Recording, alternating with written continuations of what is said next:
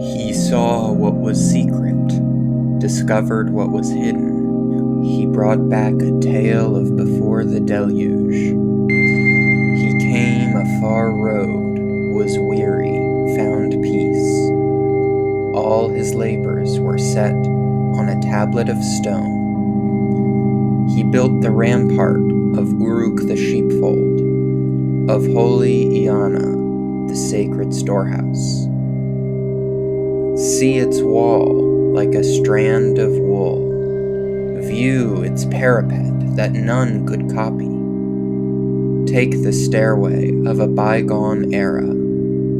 Draw near to Iana, seat of Ishtar the goddess, that no later king could ever copy. Climb Uruk's wall back and forth. Survey the foundations. Examine the brickwork. Were its bricks not fired in an oven? Did the 7 sages not lay its foundations? A square mile is city.